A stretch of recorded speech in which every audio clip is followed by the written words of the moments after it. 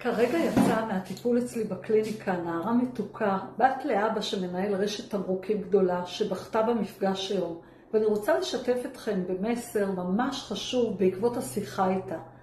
אני רוצה לדבר על רגעים שבהם דווקא לא בא לנו להיות VIP. הסטטוס הזה, מקורבים, בני בית, האנשים שלך, נשמע מאוד נוצץ, אבל האמת, לפעמים, דווקא בגלל הקרבה, אנחנו מרגישים הכי פחות חשובים. כשאבא שלך עונה ללקוחות שלו בסבלנות אין קץ, אבל איתך הוא כבר עצבני. כשבת הזוג שלך מורה שכולם אוהבים, שמדברת לכולם כל כך יפה ובנחת, אבל כשאתה פונה אליה, היא קצרה, עייפה, ולא באמת איתך.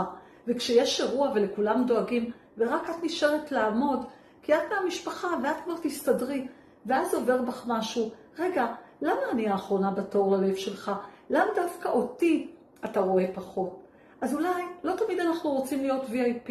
אנחנו לא צריכים שטיח אדום או גישה מיוחדת, רק להרגיש שגם מולנו אתה מתאמץ, שגם אותי את רואה. לפעמים אנחנו רק רוצים להיות כמו כל השאר, לקבל את המבט הזה, את ההקשבה הזו, את הסבלנות הזו, לא כי מגיע לנו יותר, אלא כי מגיע לנו לפחות מה שנותנים לאחרים. ועכשיו רגע של כנות. זה יכול לקרות לכולנו. לפעמים אנחנו עושים את זה כי אנחנו רואים באחר חלק מאיתנו. אמרנו מהמקורבים, ובדיוק כמו שאנחנו מוותרים על עצמנו, אנחנו גם מוותרים על הבן או על הבת או על בן הזוג שלנו. כאילו אם אנחנו סופגים בשביל העולם, אז גם הם יסתדרו. אבל זה לא עובד ככה, כי גם הם צריכים מאיתנו את מה שאנחנו יודעים לתת כל כך טוב כשאנחנו רק רוצים. ואיך מדברים על זה בלי ליפול לריב?